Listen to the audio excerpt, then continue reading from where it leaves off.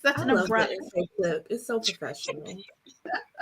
We try to do what we can do here, on these SBG streets. All right, today it's me and Ka'Lyn discussing Mama Day by Gloria Naylor. The syllabi for this was drafted by Bree Reed.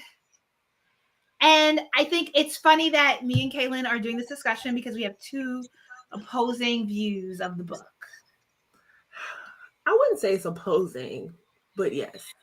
And I think part of this is a good, I actually got the audiobook and the physical. Obviously, I have the physical copy of the book. I ended up leaning into the physical copy because I just felt like this should be a book read in your voice and in your speed. Because it was not a bad audiobook at all, but sometimes I think you can get lost in for however, Naylor in 1980s is writing a book that feels very current. And Yeah. sometimes some things are being said in the audio version. I'm like, is this taking place in the 2000s? Yeah, also I really liked the different voices in the audiobook, but as I was listening to it, I realized that I could get lost in the storytelling part, and it almost became almost like the audiobook became like background for me. And I was like, I wish I would have gotten the physical book, because then I would have been able to read it and had it in front of me and then been able to stop and go back. Because with the audiobook, something might come up in my head, but I don't remember where it was at. So then I have to listen to the chapter all over again. So this is not an audiobook book. You need the physical book, or you can read the physical while listening to the audio. Yeah, I mean, it's a slow burn. I will say we ended up reading this book over 2 months. This was our November read. We took a break for December. Honestly, I finished this book December 30th. No, I finished my plane right back to Portugal, January 5th, I finished it.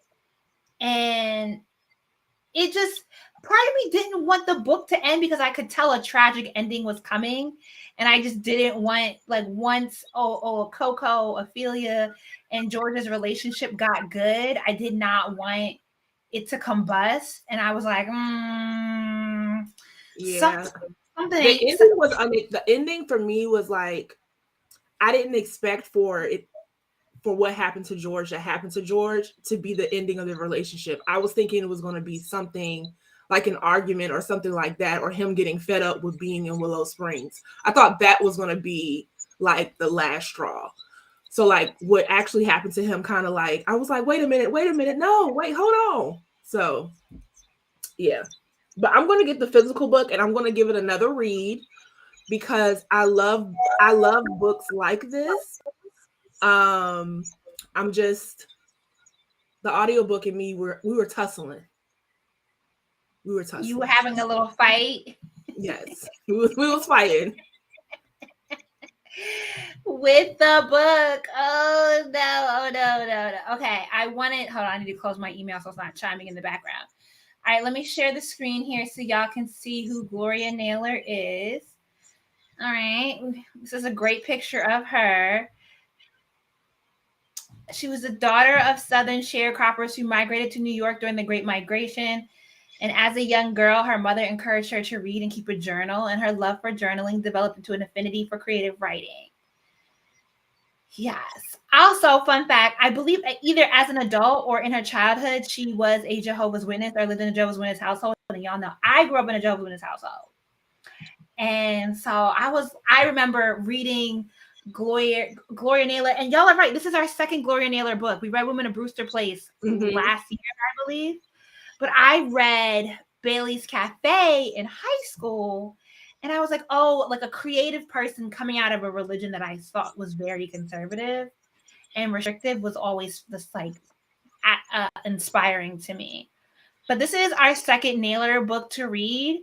Maybe if I could do it all over again, I would have had us read Bailey's Cafe again. Yeah, now I want to read Bailey's Cafe, especially because I didn't know that she was a Jehovah's Witness. And because of this book is so rooted in root work and hoodoo and conjure, it's so interesting to see. She did a lot of research, which reminds me of my homegirl Zora Neale Hurston, but she did a lot of research on this culture, and this like way of living and being. So it's kind of, so I would really like to read. I think I'm going to buy Bailey's Cafe as soon as we get off this live so I can read it. I wonder though if she had to do a lot of research, or maybe there was, because oftentimes, especially in the generation that Naylor is from, is for Black people, you would have like one parent who was either dabbling in the religion or was baptized in the religion, and another parent or another side of the family that was just, Baptist, regular Black, whatever. And so if her parents were sharecroppers, did she still have proximity to her parents' families? Mm-hmm. And that might be where we get this storyline about Willow Springs. And Willow Springs reminds me a lot of like the islands off of the coast of Georgia and South Carolina. I've been to Sapelo, which is in the Geechee Gullah area. Sapelo is in Georgia, but it's on like that Georgia-South Carolina border. And so a lot, and I live in North Carolina and I go to Charleston a lot. So a lot of the notes about the town that Abigail, I actually remember names. I'm not a person that remembers names now. Abigail and Coco's grandma, the two sisters, the town that family is from, definitely reminded me of places that I've been to. Yeah, I really loved just being in Willow Springs in the book. That's probably the thing that I like the most. I enjoyed it because a lot happened down there. I like it spicy. Like when Coco was in New York, it was cute, I guess. But like when they went back to Willow Springs, that's when stuff started getting real juicy. And I was like, my God. It was a lot of drama. It was my type of carrying on. I said, I need a television show, not an adaptation. Like Kindred. That was shade to the Kindred adaptation. I thought you liked Kindred. Kindred's my favorite book, but the adaptation show is horrible. Okay, because I saw you tweet about it. I was like, okay, I'm going to go watch it. And I thought you tweeted positively about it. And I didn't make it past episode 1. I was like, oh, I didn't make it past episode 1 either. I tweeted about it. I said, I am not going to do a think piece here, but I just want y'all to know that y'all need to read the book and not watch the show. I was so excited about that show and so disappointed when I started watching it. Damn. It is not my favorite Octavia book, but it is the first one that I've read by her. I understand why it would be the first one to turn into a TV show or film, because it's probably the easiest to approach. But I also think that like the ease in which you can approach Kindred in the TV format means you should not. It's just not a book you should deviate. Exactly. It's a blueprint. The book is literally laid out. Like all you have to do is like literally do what's exactly going on in the book. Like, please. But they did not. And I was upset when I was in my feelings because I teach Kindred like every semester. I read that book maybe twice a year. I've read it over 10 times. So I had very high expectations for the show. Oh, you are a rereader of books. Of books that I teach. So I always read with my students. So I teach Kindred in my class in Parable of the Sower. So I always like reread it so I can be on the same like wavelength they're on when they're doing the discussion questions. And Kindred is just one of my favorite books. I don't know why, because it's so traumatic, but I can't get enough of it. I have like the graphic novel version. I have like different copies with different covers. Like I'm dedicated. Okay, well, let's bring it back to Mama Day because we will be reading Parable of the Sense come this summer. But right now,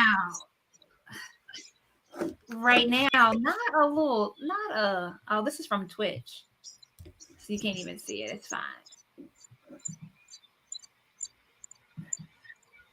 Anywho, okay, so at the prologue in the syllabus, Rhea's asking about the genealogy of the lineage or the genealogy of the family, Mama Day family. So I don't know if you can see it. Ooh, because that's focus. Maybe you got to bring it back here. They do reference the genealogy a lot in the book, in the audiobook, just in the book overall. And honestly, I couldn't keep up. I the 7 sons, the 18 and the 23, and the Sapphira Wade. It was like, is this really important overall to the whole story? I guess when you get to the conjure and the root work portion of it, because it's rooted in the Sapphira. I'm not even saying that Nitty Lane right. The matriarch of the family that is 3 or 4 generations removed, and how she essentially was able to gain manumission for her and her lineage through birthing children of this white man who she then killed and essentially got away with killing him. That sort of spirit work is rooted in her legacy. Yeah. But I will tell you, I might have checked out a little bit when every time they was talk about it, because I just couldn't get my head around it. The only people I was really caring about was Mama Day, Abigail, and Coco, and Ruby crazy ass. But like but she's not related to them. But as far as like who's related to them, that Ruby scene threw me for a motherfucking loop. If we want to skip ahead, because I was like, Ruby, Ruby, the one that Ruby. When I tell you, I had no words. Like Ruby old ass knows that. Like it, ma'am. We could have a whole TV show just on the way Ruby played her hand over a feckless ass Negro. What was that man? Nisi, I don't forgot that man. His name Junior Lee. Junior, who's slow as fuck. Like literally when he was talking, I'm like, Junior baby, Lee. You fighting over this? Junior Lee, who's known to be with older women for their money. Ruby, you know he not with you because he loved you. And then Ruby was known for taking people man. So what is the tea here? They was made for each other, honestly. They was made for each other. That was nasty work. Mm-hmm.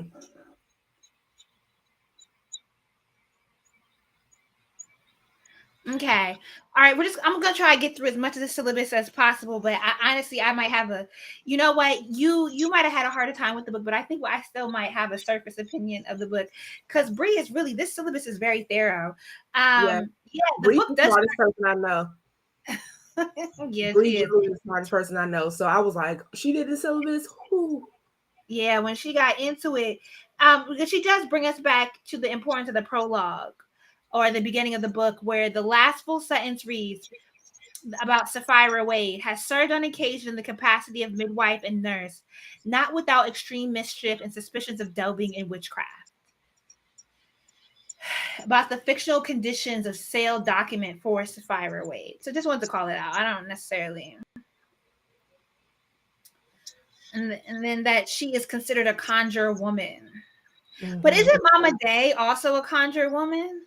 I thought she was a conjure woman too. Maybe she doesn't like call herself that, but she's definitely doing the work of a conjure woman. Then isn't Ruby a conjure woman? Sure is. They both are.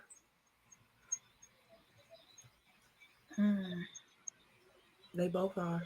Mama Day is a child born from the 7th son of a 7th son. Why is this important for her character? I feel like, well, we know 7 is the number of completion. I feel like the 7 is like you know what? I should have known that, because I'm on a line of 7, and I really, during my process, pulled up the Bible scripture. Yeah, I think that the 7 is like symbolic of like her completing the line, but I also think that she may have been one of the first girls born into her family, because that's what it seems like. They don't talk about any of like the women, and I don't have the book, so I can't see the lineage, but it seems like that Sapphira had 7 sons, and then the 7th son had Mama Day. Yes, and there is no other mention of other women prior to the 7th son, who had 3 daughters, and then Peace passed away, and then Abigail had Peace, Grace, and Hope, who all passed away. Where's Willa Prescott needed? Did Willa Prescott ever come up in the book? I don't remember that name.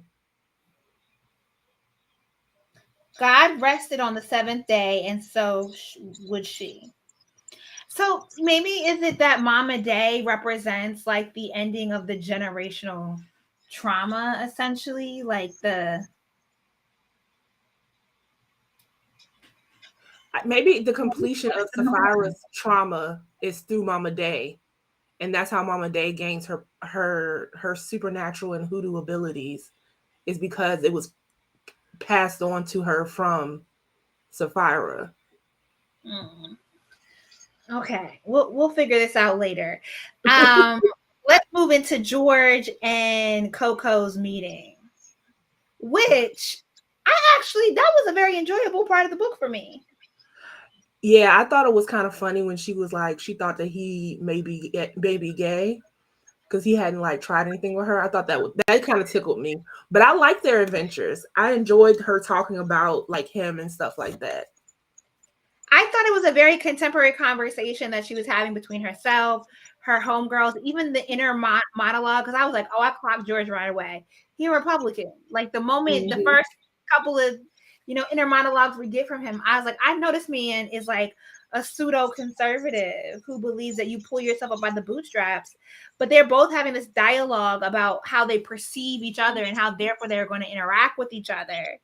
And George is, very like Virgo, streamlined, Yeah. like there's an order and you're gonna follow that order. And Coco is kind of in her own world, a little delusional. Yeah. It's giving Sagittarius. Is it? It's giving Sagittarius. Very like like just kind of like going with the wind type of thing. Um, but yeah, I enjoyed hearing about them going and exploring the city. I think that in general, that kind of really helps them build a strong relationship down the line. Like, because it's like it's like a friendship type thing that you're doing first before you all get to the romantic stuff. Yeah. And that they kind of built this relationship because early on you notice that Coco is always observing New York City, like even in her interaction when they first spot each other at the restaurant, and then she's thinking about what her friend Selma would have to say, and like going out to the bars with Selma, and then when she goes to the job interview, there's all these, she notices her environment, and so it's kind of it's fun that George picks up that she's only noticing a particular version of New York City. And it's like, Mm-hmm. let me show you the true New York. I actually really love the way he positioned that about as a person who's formerly lived in New York. And as we see this reemergence of an explosion of young people moving to New York City, especially on TikTok, and they're always talking about, like where they live in the neighborhood. And it's like, you can't move to New York and not engage in the community that you're living in. Yeah. There's so much in the corners of, there's so much rooted culturally in the neighborhoods, in the corners of the neighborhood, literally, that you don't necessarily see when you're just getting on the train and going to work every day and trying to live this high life. And so I love that as a person who is presented as a very like aware of her surroundings, that the relationship that she ends up, building with George is rooted on this idea of like truly taking in your surroundings. Yeah. And And I think that kind of alludes to her observing, well, at least from the inner monologue, like I say, her observing the type of person George is. And I think like the narrator in the book does a very good job of like giving us like deep insight of that interiority of George, which I don't think we would have gotten if they didn't have that type of relationship, like exploring the city together. I know Bree did not reference William Shakespeare's The Tempest. Miranda is the kind-hearted daughter of Prospero. Who is Miranda in this novel? I actually think Mama Day is a very kind character. I think Mama Day is just a little spicy. That's all. I think that she is a very fiery, feisty older woman who is very caring, but also a little spicy. I thought she I was mean, because she spicy. doesn't use her power for ill will. Yeah. And she makes it very clear that using your power for ill will is not a good thing. She not Ruby. Like it's like the good witch, bad witch type of thing. What did you make of? What did y'all? I would love to hear from the commenters. What did y'all think of Dr. Buzzard? He a nigga. Wasn't it Dr. Buzzard who was like, he was giving that ginger tea, he was giving it to people saying it was gonna make them happy? Child, Yeah, talk about a scammer. Talk about Dr. Buzzard was the ultimate scammer. But like he's just an old black man in the community making his way through the way he can make it. Okay, Auntie Magic is saying Mama Day is compassionate. She's an outstanding community member and shows up for the people in Willow Springs, and she isn't always nice. Yeah, I mean, I think she's kind, but she doesn't peddle in the shallowness of nicety, which I love because I don't believe in niceness. So I like Mama Day. She was my type of person. You would sit down and have some tea with her? I sure would have. I would have been sitting at her feet asking her all types of questions. Special Case said that Dr. Buzzard is a fool. He was a whole cards game, and then when George was so set on like trying to beat him, and then he realized he took all the fun out of the game because the fun is just the silliness that Dr. Buzzard cheats with. And nobody wanted to keep playing poker, even though they were finally able to win because they just that part was so funny. It was like something's going wrong here. Like, what's going on? Why are we all winning? Oh, I was weak during that. I think the book has its moments, you know? Yes, it does. Talking about the book is making me realize that I probably like the book more than I said I did. And I think that this is the type of book that you need to have a discussion to really like work through it. Like, it's not a book that you read on your own in like a silo. At least for me.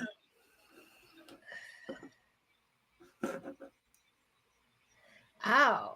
You know what's funny? I know Bree has, I don't know if Bree's been to Sapelo or not, but she says that Dr. Buzzard was a real man.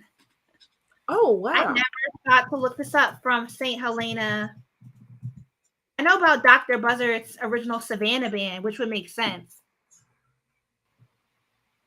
Yeah, the most well-known, if not original Dr. Buzzard was an African-American man from St. Helena. There is an article in the South Carolina encyclopedia about him. His specialty was chewing the root in court, a practice designed to protect criminal defendants from guilty verdicts or harsh sentences. Shout out to Dr. Buzzard. Yeah, that is so interesting. Look, Bree just really be putting us. Get the syllabus, y'all, and then y'all can go do the digging. If I wasn't in grad school right now, I would go do some more digging. I need a nap. And I gotta figure reading this legal history book tonight. Oof. The legal history of the Civil War, y'all. I'm so happy I'm on the other side of this, that I'm like at the dissertation part, because I never want to be a student again in my life. And I'm sitting here debating if I want to apply for a PhD. Godspeed, my sister. Don't do it. I probably should talk to you because I went to the American Black Woman Historian Symposium. We'll talk about it later. I went to the symposium in LA in December. Yes, please hit me up about that. And Diva Feminist gave the keynote. Treva Lindsay. Dr. Treva Yes, Lindsay. and I did go up to her and be like, yes, Ka'Lyn is in my cohort. And yeah, I did in fact say something to her about you. I love her. She's a fave. Her book is so good. Auntie Magic, it's not that I didn't like the book. It was just a slow read for me, and I think I needed to physically read it. In order to I'm one of those people where it comes to certain books, I need to be able to have conversations and like discuss things. So I was and I read it kind of quickly. So I think I read the book over 2 months, and I think because Bailey's Cafe just had such a significance in like my readings since high school that there's a lot of themes, particularly around George, that remind me of the mathematician character in Bailey's Cafe. And I actually feel like I need to revisit this book after, or revisit Bailey's Cafe after this discussion. Um, because just, you know, it really kind of shaped the way I even considered like my vantage point as I was, you know, leaving my working class household and entering into middle class status in the PWI. How I like viewed Black people at large, because she does. Gloria Naylor is one of those authors who early on hit on like kind of loosely the idea of being non-binary, of the mathematician man in the book decides to wear dresses because they're easier to wear. Yeah, I want to read that. I'm going to buy that as soon as we get off of this live. And there is the woman who owns it, because it's referenced in the book again. Like George was born at Bailey's Cafe, and you know, it's been 20 years since I've read the book because that's how long ago I was a senior in high school. But there is a young woman character, and I just remember like the way that, like, you know, because we were just talking about In Search of Our Mother's Gardens, and the way Alice Walker kind of opens this lane for reconsidering the women or the matriarchs from our family and them seeing them as artists, even though they were never given the sort of equity to become artists. I remember that kind of idea about the young girl who goes on to be George's mother. Yeah, that there was, like, it's similar to our readings with Sadia Hartman's a book I also want to revisit. Yes, Wayward Lives, Beautiful Experiments. Like how, you know, identifiably Black women get eaten up, especially in this time period that George would have been born. How these young women are just traumatized. I'm also reading The Bluest Eye right now because that's what we're reading next month. And yeah, so there's, I haven't read The Bluest Eye in like 12 years. So I need to find my copy, and two, I need to reread it for sure. Yeah.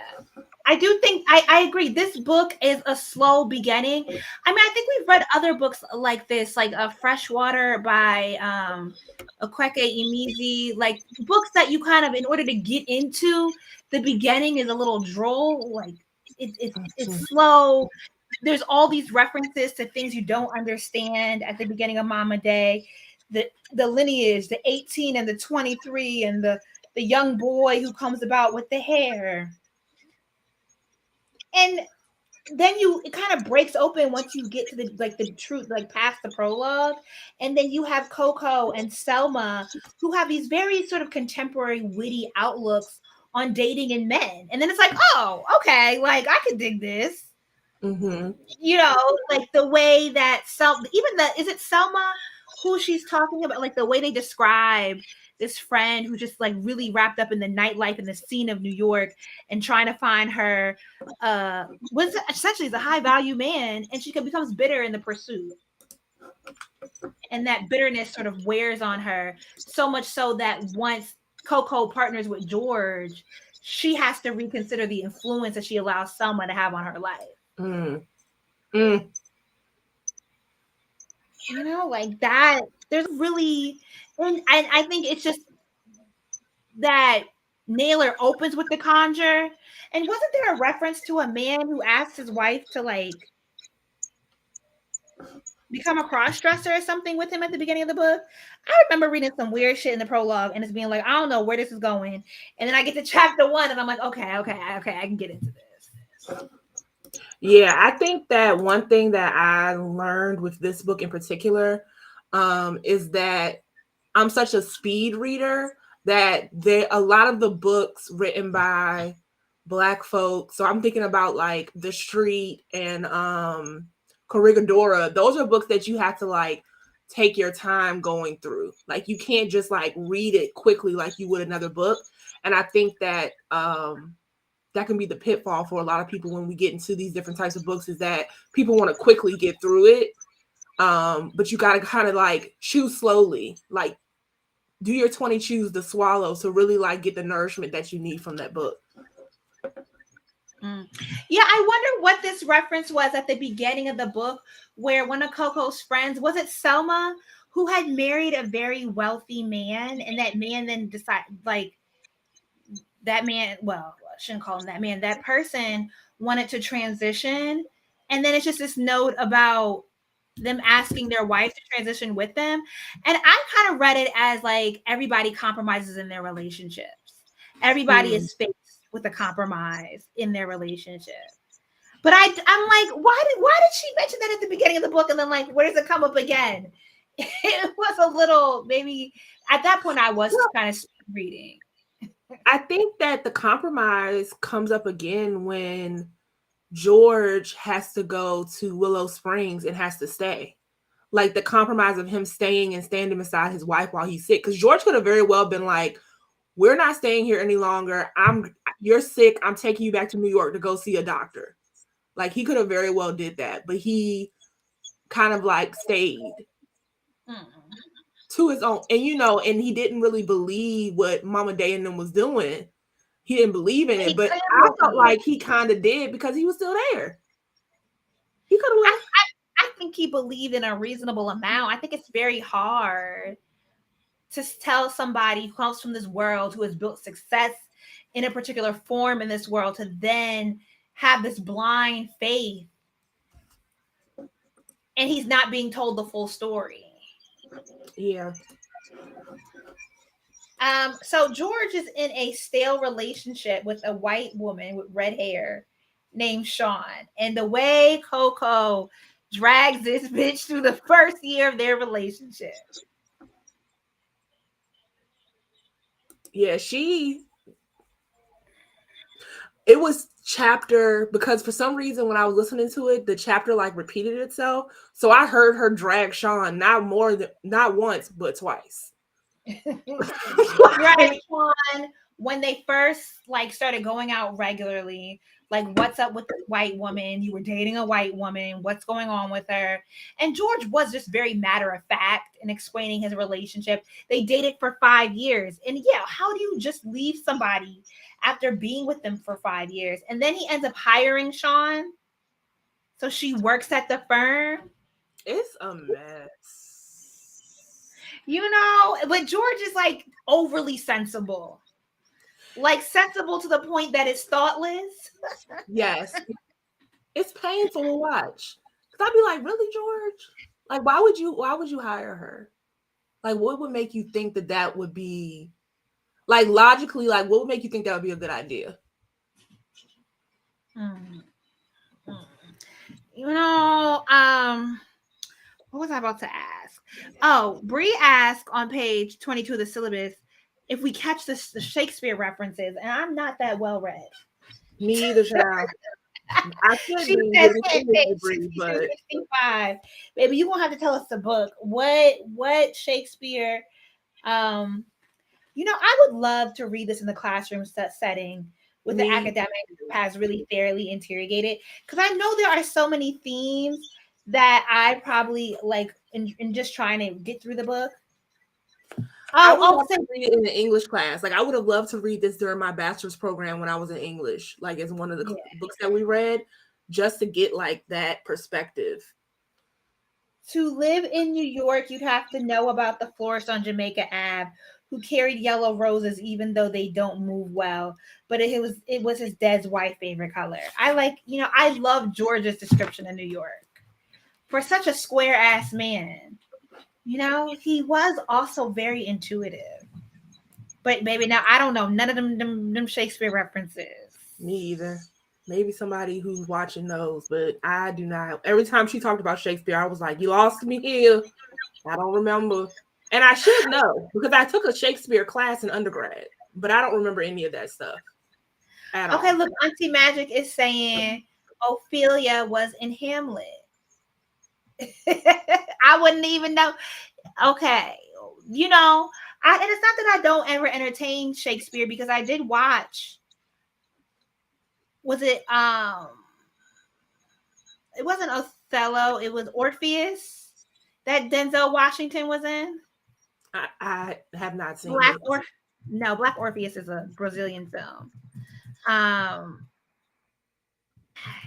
Let me look it up. Denzel Washington. And I really should know this because I read Hamlet, but I don't remember nothing from Hamlet. I feel like a terrible English degree holder right now. Like, I know my professors are probably. Ooh. Oh, the Joe, tragedy what of did you Macbeth. learn? He did Macbeth. Okay. It was like, and I watched the film and I was like, oh, I definitely read Macbeth in high school. Yeah. In the 10th grade. So that's like 20 plus years ago. And I remember the some of it. Did I remember all of it? But it It did. Sometimes, some of the Shakespeare stuff we've read 15, 20 years ago, it didn't stick like grits. So now it's not coming up for us. It's not giving. All right, No. let's talk about Bernice and Ambush. I was so deeply intrigued by Bernice's storyline.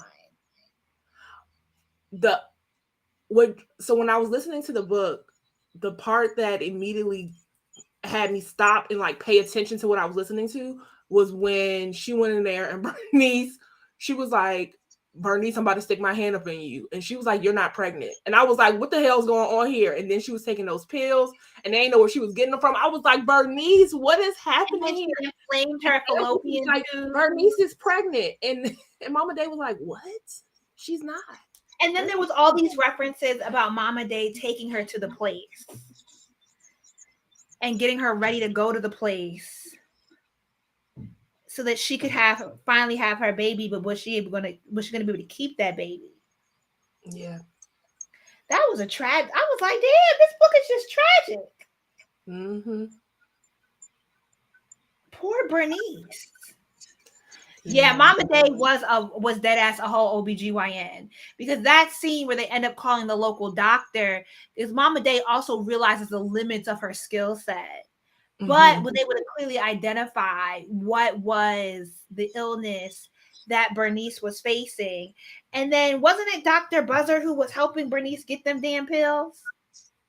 I think so.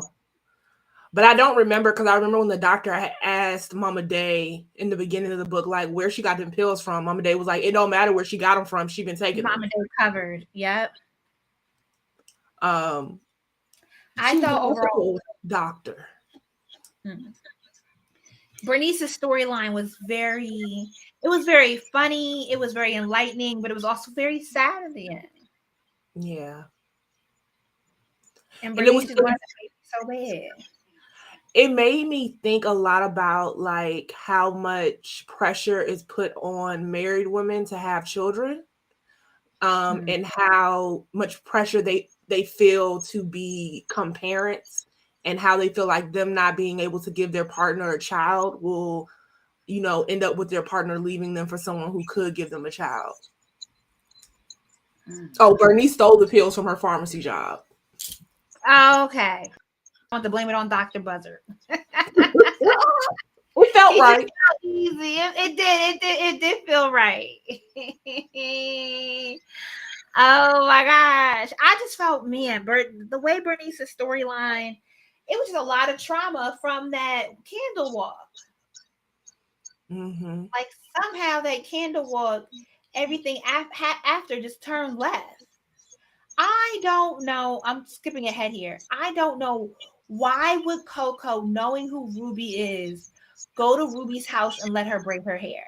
Because she's a Sagittarius and she's just going with the wind. Because we read a book that I really did not like, The Other Black Girl, which was a thriller where there was this company that was concocting hair grease that would change radical Black women, like activist Black women, into palatable corporate Black women, Kamala Harris's. And so, like, we read this book, we had a whole author chat and everything for this book. So as soon as Coco goes and lets Ruby even touch her hair, I'm like, oh no, girl, you in danger.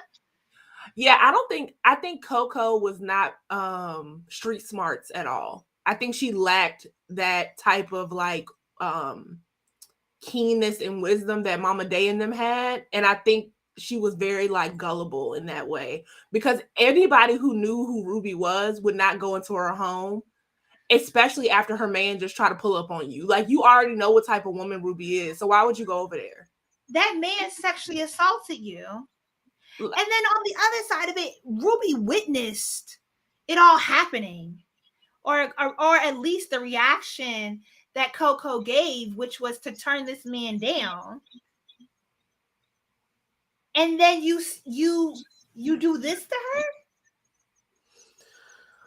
Ruby was a piece of work. Ruby was a piece of work. You can't let everybody put their hands in your hair. That is true. They had that big, Coco and George had a big argument the day before. So maybe that was in part what was leading Coco's delusion. Yeah. In the vase she threw at that man's head. I don't even think the argument was that consequential. I think it's the way she assaulted her husband and left him with a visible bruise that would let everybody else know something was going on. Is this the argument where they're arguing about her foundation again? Yes. Where the whole town was coming to meet George. And he was just like, baby, why you put all that stuff on your face? Just go natural. And she got lit. And I was like, oh, I felt this so bad. She was like, you could have at least, basically, you could have lied. Like, I was weak. But I felt Coco. I felt her. I thought she was crazy. But I felt that the argument wasn't that impossible. It wasn't, but like, she made it like he literally said that she was ugly. Like, it was, when I heard that, I was like, and I've been with my husband for 10 years, and I was just thinking about like arguments we've had, and I was like, that's not something that I would have an argument about. Like, that's not it. You would have to say something like, come on, but it was a very light-skinned argument. it was like, such a light-skinned moment on Ophelia's part about like, you don't like how dark my foundation is. Yeah, I was like, it's giving very much so beige rage. Ooh. It was giving beige rage for sure. Light-skinned people act like house cats. Shanice said in the chat, George knew that woman was insecure about her skin color. That was so sporty. I think that he knew she was sensitive, but she asked him. He didn't just come out the blue and say, "Girl, your foundation dark."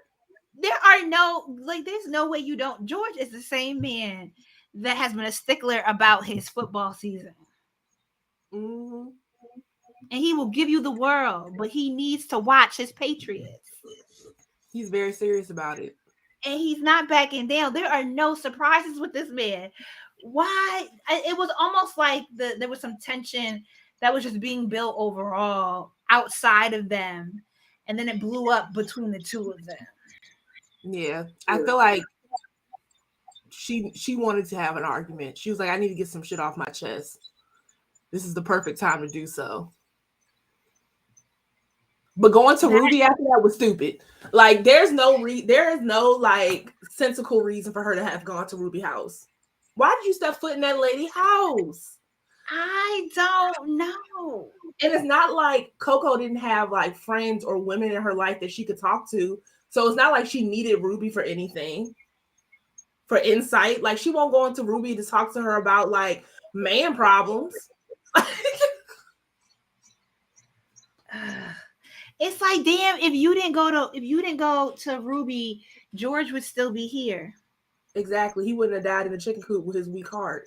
You didn't have no emotional reaction to that. This man is covered in chicken poop. Saw a glimpse of himself and then died. Yeah, that was. I didn't think he was gonna die that way. I didn't think he was gonna die like in the book. I thought that he was just gonna leave her and go back to New York. I did not think he was gonna leave her at all. I did. I felt like George is supposed to be the sensible person. I feel like eventually he would have been like, all right, girl, this is enough. Like, we packing it up. We got to get you somewhere with it. It was weird to me that George did not. I mean, I understand that he was being respectful, but it didn't match George's personality for him not to be more like straight and narrow when it came to Coco's care. Like, you need to go to an actual licensed doctor. Like, I'm surprised that he wasn't like, we need to go see Dr. So-and-so at XYZ hospital in New York to get you taken care of. Like, this whole hoodoo conjure shit ain't working. So I was surprised that he was like going along with it. I'm still surprised now. You know, I think it is true. Watching this with no context is hilarious. Sorry, I meant to put this up. That Coco likes to provoke arguments with George, but I also think George was very aware of that, which is why I did not think he was a man that would ever leave her, because he understood what her desire for tension and arguments truly meant, and he would go along with it to a certain extent. Okay, on page 41 of the syllabus, we're talking about on page 224 in the book, which is closer to the end here, that Coco, when walking to the other place, hears a haunting voice that keeps saying, "Why couldn't you hear it?" Over and over. You'll break his heart.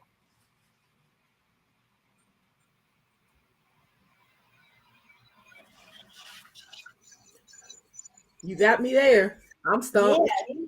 The sound, a hand-carved rocking chair that was moving ever so slightly in the breeze from the sound, is rounded slates, creaking relentlessly against the wooden planks. Why couldn't you hear it? Over and over. You'll break his heart. You wanted to sit in the rocking chair and play Southern Gentleman with me on your lap. I wanted us to get out of there. I couldn't stand it anymore.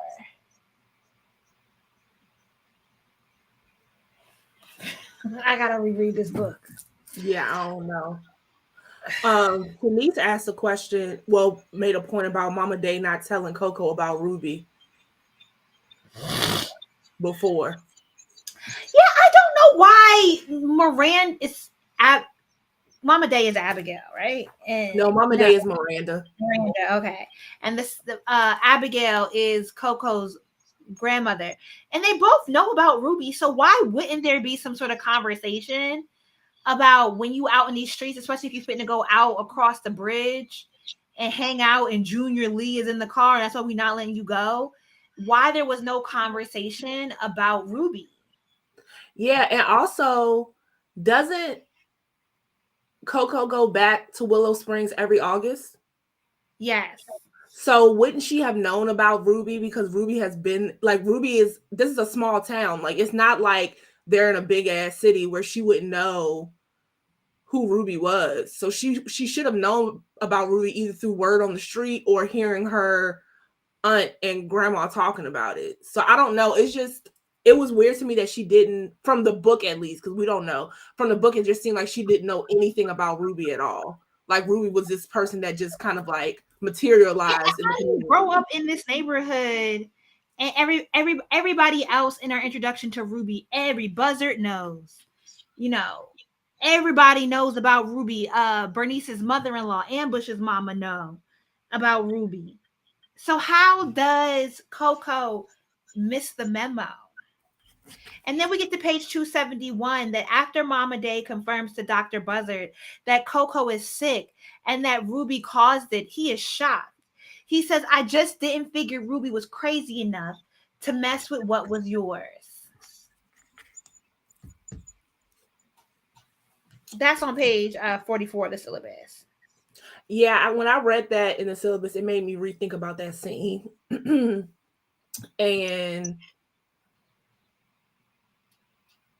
did Ruby used to braid her hair? I don't know. I guess she's saying Mama Day's like, what was yours? Like, Ruby, like Coco is a part of your family. So why would she mess with your family of all families when you have these actual powers as well? Yeah, but I'm saying it's Special K. You saying that Coco had a familiarity with Ruby because she used to braid her hair as a child? Huh.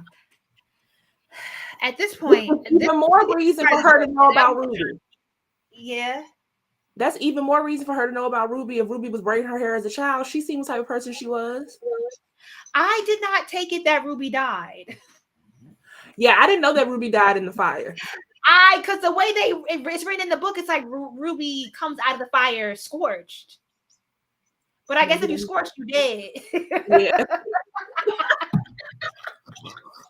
But the way they describe it, it's like she comes walking out of the house that Mama Day has essentially blown up. Oh, It's a little crispy.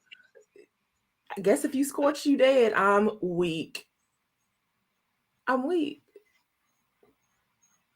Oh, what happens to George and Miranda's chicken coop? It's not funny. It's not funny. It's not. I'm sorry, y'all. That's like a horrible way to die.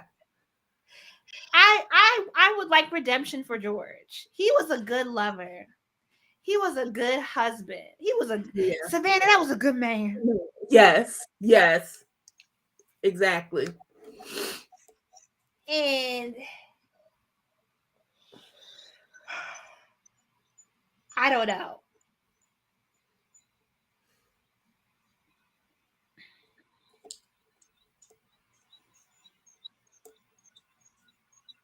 We could do the final thoughts and conclusion on 47 about which moment stick with you after reading, because I already know which moment stick with me.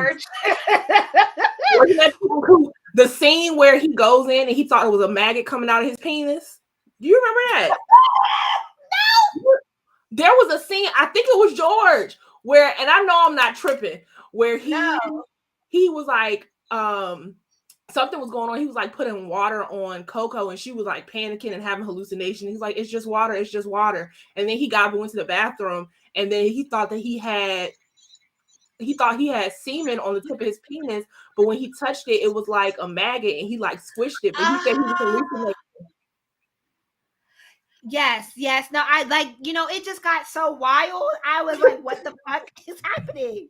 This, like, how does Ruby have the power to put this intense of a curse? You have to grab the microphone because this is questions that need answers. Because like real, Coco was batshit crazy. Remember when she went to go do her makeup? Yes. And she thought her skin was coming off. She in the shower, like, and like things are coming out. This is a Jordan Peele movie. No, for real. He needs to make an adaptation of this ASAP. I don't know how Mama Day is so heavy. This would have to be like a limited series. Jordan Peele definitely needs to have his hand in this because no, you're not black enough. I'm sorry. We don't need this whitewashed, but right. Who else does the good black heart? Ooh. I didn't mind the remake of Candyman. I feel like you can't get out of Hollywood without the pseudo activist BLM storyline, which I absolutely hate every time I see it. Yeah. But I feel bad because Shanice said that the chicken coop scene made them cry. And here I am laughing at it. No, I cried. I was on the plane. Like, damn, my nigga George dead. They didn't even have no babies.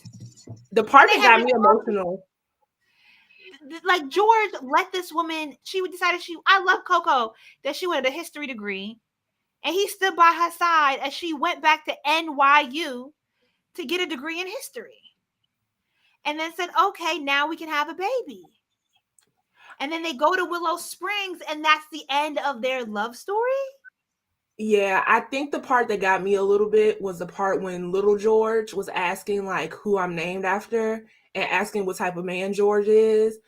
And Mama Day was like, keep it simple. And Coco was like, George is the epitome of love. And I was like, oh, no. And even the way they describe his death, where it's like it was peaceful for him.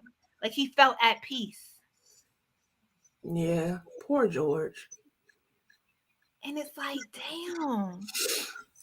His heart ain't have to go out like that. No, that heart was like, it's just too much going down. It's Willow Springs' fault. Yeah, I'm blaming Willow Springs. His heart would have not done that nowhere else. That's how I feel. So by association, you blame Mama Day.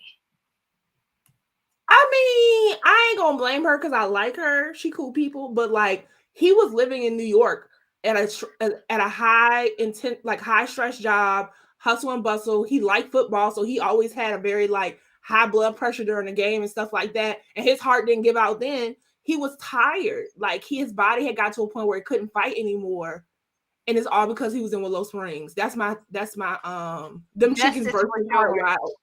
Special K, you need to stop. Them chickens burst his heart wide open.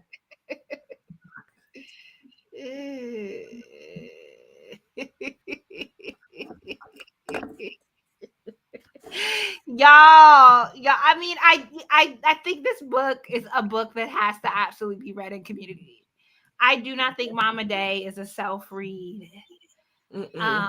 You need to be able to talk to this because it is kind of you. I think on some levels you're reading shit that is so wild that's you kind of read over other parts of the book, and then Yeah. you end it and you just like, what the fuck I just read? Yeah, there were some times where I was like, can I rewind this? Because I don't know what just happened.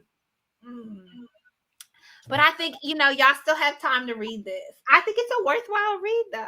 And I feel like we gave Ka'Lyn a new outlook. Yes, I have a new appreciation. I already purchased Bailey's Cafe. It is on the way. That girl, you quick. You quick. Yeah. I hope it stands to the testament of time. I hope Of so. how I read the book. I'm gonna message you if it's not good.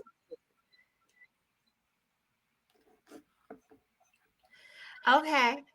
Maybe I'll revisit it because I need to get through the Bluest Eye. I'm trying to get ahead. I'm trying to get ahead of the Bluest Eye, and then we are doing the book you recommended. Yes. That's the ad is all over TikTok for because of that corporate book club that they're advertising for. What's the title? Burn Down, Rise Up. No, the other book. Yeah, we're reading Burn Down, Rise Up this month. But we're reading you made a fool of death with your beauty. Yeah. Child, that book, when I listened to that book over the summer, mess. Okay? Mess.